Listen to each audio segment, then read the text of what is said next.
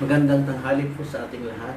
Ito na naman po ang inyong lingkod, Pastor Windsor Cabrera. Bumabati sa inyo ng magandang tanghali at sa lahat ng nandyan po sa Facebook na nanonood o kayo naglalunch. Pwede po kayong sumabay sa atin sa oras ng pananalangin, sa ating mga pinagdadaanan ngayon. We believe that there is power in prayer. If you remember the message yesterday, let us approach God. Let us approach the throne of grace that we might find help in time of need. Dalangin po natin sa oras na to lahat ng ating mga panalangin at prayer requests. Pwede niyo pong ipadala ang inyong prayer request sa atin. Ay atin pong ilalapit ito sa Panginoon upang ito ay kanyang tutugunin. At bago po tayo mananalangin o kaya bago po tayo magkaisa sa panalangin, ay dalhin ko kayong muli sa salita ng Panginoon na magbibigay sa atin ng kalakasan at pag-asa.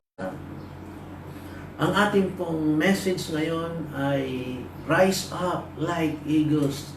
Tayo pong lahat ay humayo parang mga agila. Ang ating scripture ay matatagpuan sa Isaiah chapter 40 verse 31. At ito ang kanyang sinabi, "But those who wait on the Lord shall renew their strength. They shall mount up with wings like eagles. They shall run and not be weary. They shall walk and not faint." Sa Tagalog, ang sila na maghihintay sa Panginoon ay magpapanibago ng lakas. Nilang kanilang mga pakpak na parang mga agila, sila'y tatakbo at hindi mapapagod, sila'y maglalakad at hindi manghihina. Ang author po ng Isaiah, si Prophet Isaiah, alam niya na ang bawat isa sa atin ay subject to weakness. Alam niya na ang bawat isa sa atin from time to time ay nanghihina tayo o may mga bagay na nagpapahina sa atin o minsan nawawalan tayo ng lakas, physically nawawalan tayo ng lakas ng loob, minsan nawawalan tayo ng lakas ng pananampalataya. And He knows it and God knows it. Alam ng Diyos na from time to time, dahil limitado tayo from time to time, tayo ay nawawalan ng lakas. Ngunit siya ay nagbigay ng pangako. Ang mga maghihintay sa Panginoon. Yung salitang wait po dito ay hindi yung passive action na nandiyan ka lang na walang ginagawa. Ang ibig sabihin ng wait dito is, it means to wrestle. Kung ikaw ay lalapit sa Panginoon, kung ikaw ay mananalangin sa Panginoon, makikipagpalitan siya. Makikipagpalitan tayo ng lakas sa Kanya.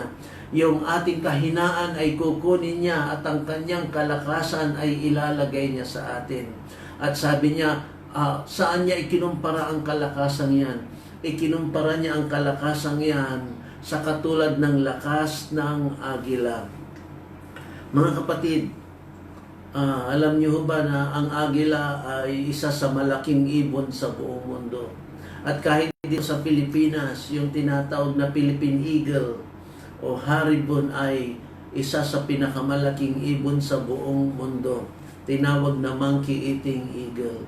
Ay tignan po natin yung sinasabi ng Biblia, ang mga lalapit sa Panginoon, ang mga mananalangin sa Panginoon, ang mga lalapit sa Diyos at hihingi ng kalakasan ay magpapanibago ng lakas. Sila'y magiging parang agila. Well, taliwas sa manok. Alam niyo, ang manok may pakpak pero hindi marunong lumipad. Yan po ay itsura, yan po ay image ng mga taong sinasabi nilang kilala nila ang Diyos pero hindi nakikita sa buhay. Ang pakpak ay tumutukoy sa ating pananampalataya. If we mount up our wings like eagles, it's like releasing your faith to the living God. Kasi kapag ang mga pakpak mo ang lumilipad at hindi ka na nakasayad sa lupa, nakadepende ka na sa ere, nakadepende ka na sa hangin, hindi nakikita. That is how it is to live by faith. Sumasampalataya ka kahit hindi mo nakikita, naniniwala ka kahit hindi mo nakikita, nakakasigurado ka kahit hindi pa nangyayari. That is faith. Mga kapatid, sa Deuteronomy chapter 32, 11 and 12, ang Panginoon ay ikinumpara sa isang agila, kung paano niya alagaan ang kanyang mga sisiw, kung paano niya dalhin ang kanyang mga anak o mga sisiw sa kanyang pakpak. Ganon din daw ang ating Panginoong Jesus. Pag hindi mo na kaya, kumapit ka lang sa Kanya. Siya ang gagawa para sa iyo. The Lord is compared to an eagle sa Deuteronomy 32, 11 and 12. Pero sa Isaiah 40:31, lahat naman daw ng nagtitiwala sa Panginoon ay ikukumpara din sa agila. Hallelujah! May naalala ko sa Revelation chapter 4, may tinatawag doon na 4 living creatures, mga apat na mga anghel na matatagpuan sa Book of Revelation. May 4 na mukha yun. May mukhang tao, may mukhang leon, may mukhang baka, at yung isa ay mukhang agila.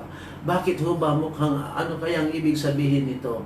Well, hindi ho literal na ganoon na ang kanilang mga mukha. But the 4 living creatures, they are worshiping the Lord day and night.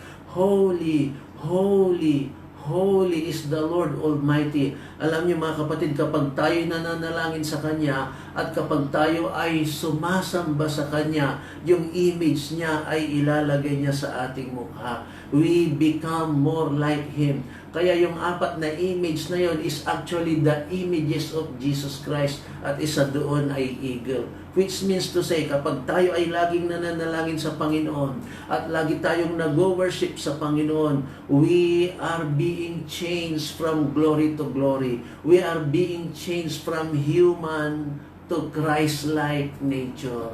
Magbibigay po ako sa inyo ng mga ilang katangian ng agila upang ang bawat isa sa atin ay lumakas. Hindi ho tayo manok na isang kahig, isang tuka. Hindi ho tayo manok na may marinig natin, mayroon tayong marinig ay puro na lang putak dito, putak doon. Hindi tayo katulad ng manok na nandyan lang, na kontento lang sa baba. Hindi ho, tayo po ay mga agila. Chicken, they love to show off. Hanggang yabang lang. Pero yung mga agila, mga kapatid, ay hindi mo sila nakikita. Most of the time, you don't see eagles because they are up there.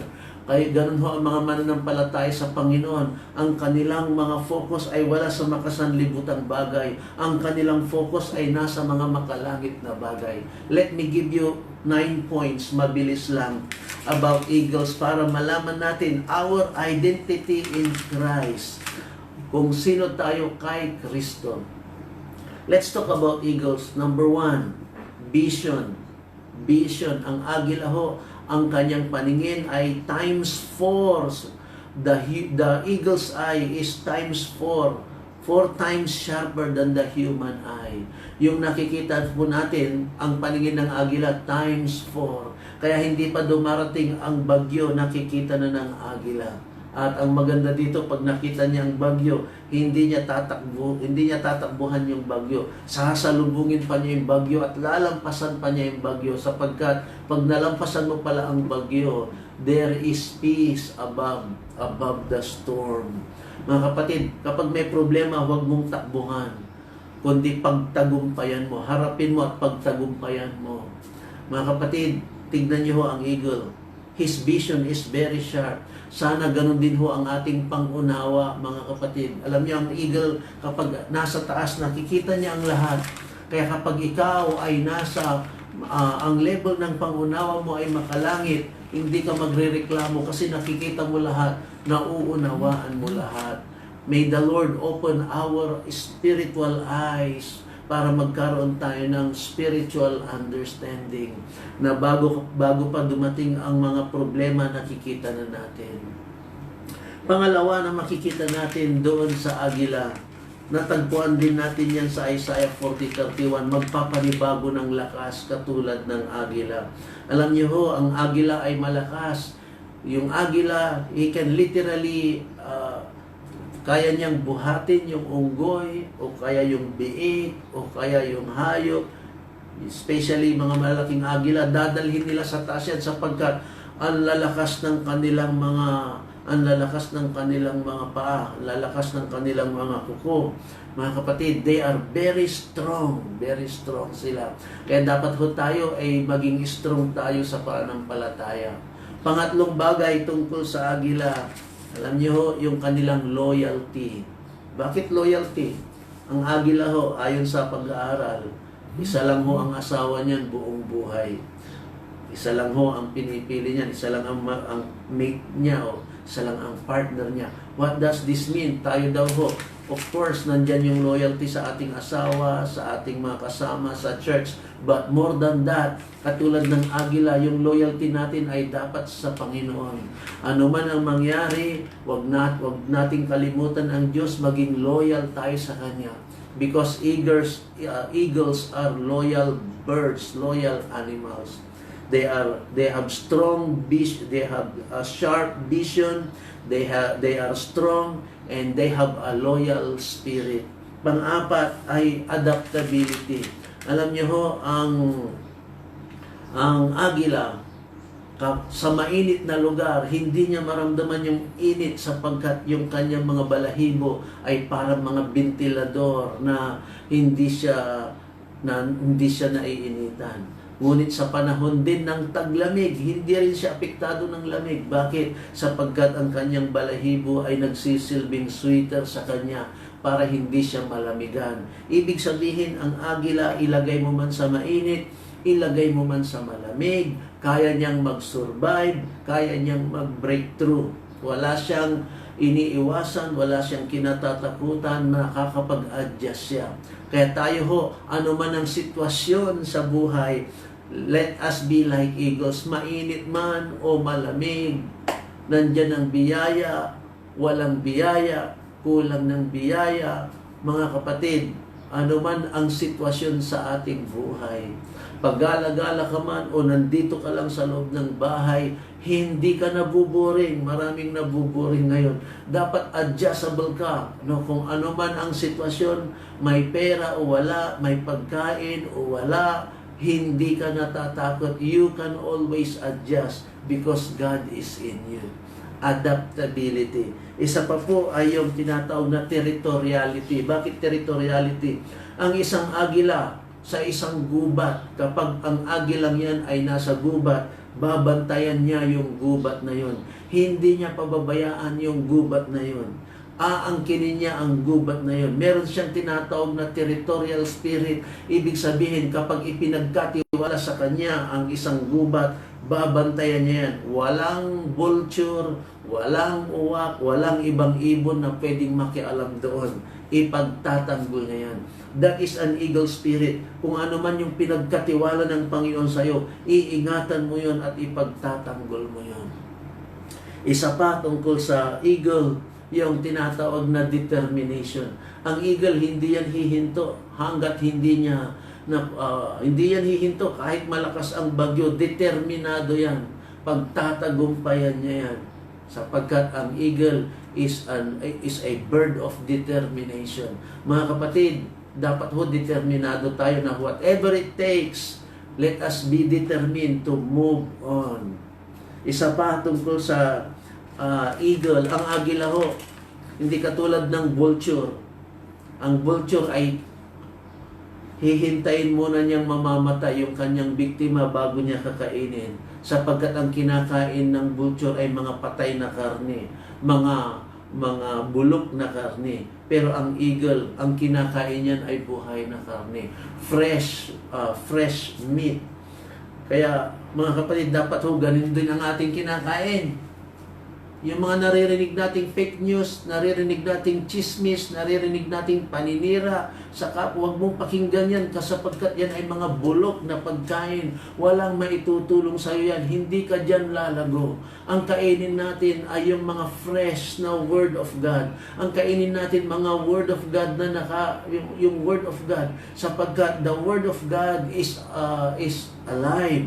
Buhay, nagbibigay ito ng buhay. Mga kapatid ko, kung pinapakinggan mo ay mga bagay na hindi dapat pakinggan, ang pinapanood mo, mga bagay na hindi mo dapat panoorin, hindi nakakatulong nakakatulong sa spiritual life mo, bulok ang mga bagay na yan. Piliin mo kung anong kainin mo, piliin mo kung anong pakinggan mo, piliin mo kung anong panonoorin mo, sapagkat kung ano yung kinakain mo, yun din ang lalabas sa'yo. Minsan puro bulok ang lumalabas sa bibig kasi puro bulok ang binabasa, ang pinapakinggan. Pero kapag ang salita ng Diyos na nagbibigay ng buhay ang iyong tinatanggap, yun din ang iyong isi-share at magbibigay ka ng buhay. Daluyan ka ng buhay, daluyan ka ng biyaya, daluyan ka ng kalakasan. Hallelujah. Dalawa na lang ho. Ang agila ho, matindi ho ang training niyan. Hindi ho yan basta-basta na lang nakakalipad. Dumadaan mo na yan sa training bago maging isang matagumpay na agila. Minsan, yung agilang yan na pinanganak doon sa taas ng puno, yung mga pugad na nandun sa taas ng puno, minsan kapag bata pa yung agila, ayaw niyang umalis sa pugad. Nandoon na siya sa pugad, secure na siya doon. Pero kapag nakita ng nanay na lumalago na siya at lumalakas na, dahan-dahan papalitan ho yung mga dayami sa pugad ay papalitan ng maliliit na sanga. Yan, hanggang sa papalitan ng malalaking sanga, hanggang sa maka-adjust yung kanyang katawan, kanyang mga balahibo. At kapag malaki na siya at pwede nang lumipad at ayaw pa rin niyang umalis doon sa pugad, sisirain ng nanay yung pugad at siya ay mahuhulog. Pero bago siya mahulog, sasaluhin din naman ng nanay at itataas na naman. Tapos bibitiwan na naman siya, mapipilitan siya na gamitin ang kanyang pakpak. Pero bago siya mahulog, sasaluhin na naman hanggang sa matuto siyang lumipad talaga. Grabe ang training ng mga agila. Kaya kung tayo po ay magiging agila, huwag tayong umiwas sa mga pagsasanay. Huwag tayong umiwas sa mga pagpapraktis. Kapag tayo tinuturoan, magpaturo po tayo. Sometimes it's painful, the process is painful, but we need to go on. Magpa-disciple po tayo, magpaturo po tayo. Dahil ang agila ay isang disciple maker. Mga kapatid, merong isang uri ng agila na tinawag na Phoenix Eagles na kapag ito ay nasa 40 years old na, he has to choose. Pwede na siyang mamatay kasi yun na ho ang kanyang kamatayan.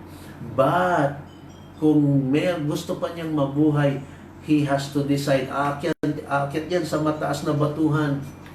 At doon ibabangga lahat ng kanyang mga katawan hanggang sa magkadugo-dugo, pati yung kanyang mga kuko at mga tuka, bubunutin niya kasi lahat yung mga balahibo niya hanggang sa halos mamatay na siya. Titingin na lang siya sa araw at alam niyo, habang tumitingin siya sa araw, there is a divine process na sa kung saan ay magpapanibago siya ng lakas, and according to the research, he will live for another 30 years. Well, ito man ay totoo o hindi, the point is this, sa Panginoon, pwede kang magpanibago ng lakas.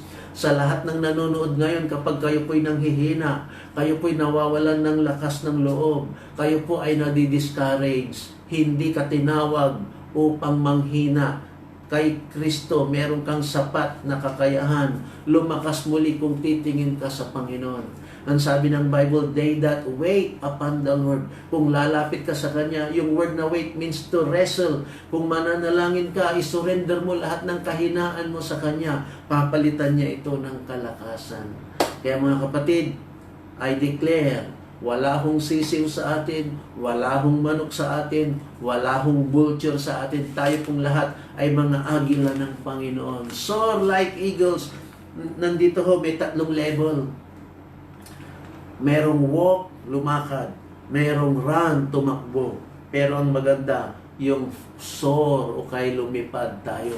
Huwag tayong kontento na lumalakad lang, mabagal yon. Huwag tayong maging kontento na tumakbo, oo, mas mabilis yun, pero nakatapak ka pa rin sa lupa. Pero pag ikaw ay lumilipad, you are in the place of the unlimited.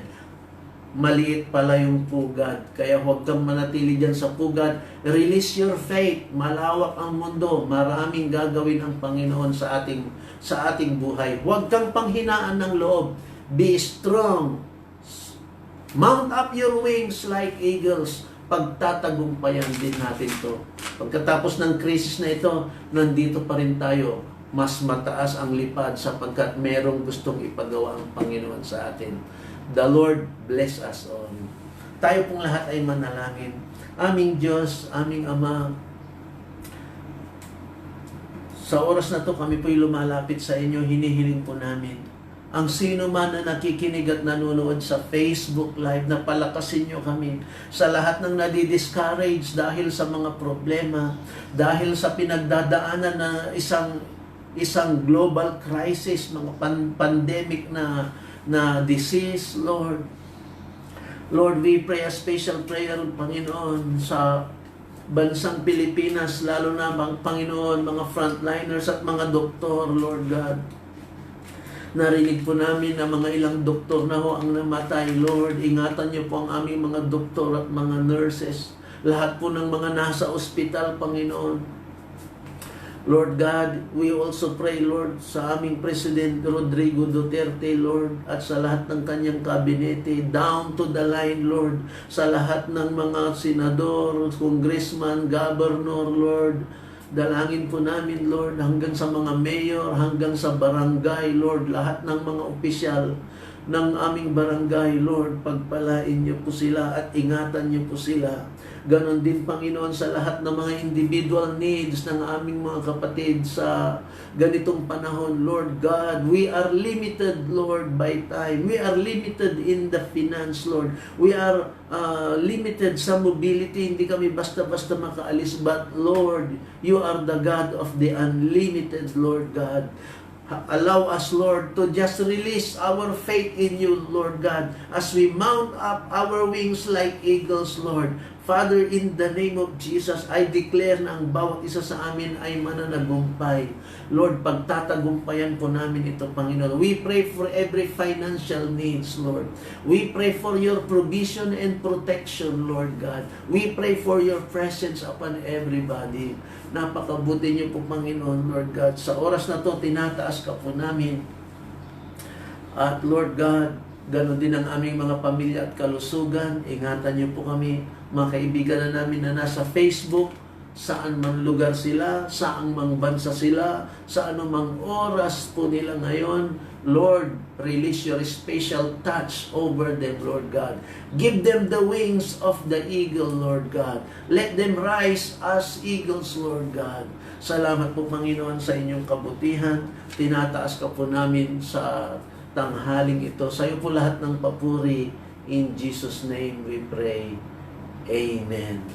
Ito po ang inyong lingkod, Pastor Winsor Cabrera, sa ating 12th day ng ating 50 days prayer warfare. Samahan niyo po kami lagi. Mamayang gabi, alas 6. I want to share a new message for everybody. Is God too late? Sasagutin natin yan mamayang gabi. The Lord bless you. Hanggang sa muli. Ito ang inyong lingkod again, Pastor Winsor Cabrera. God bless us all. Shalom. Thank you, Lord.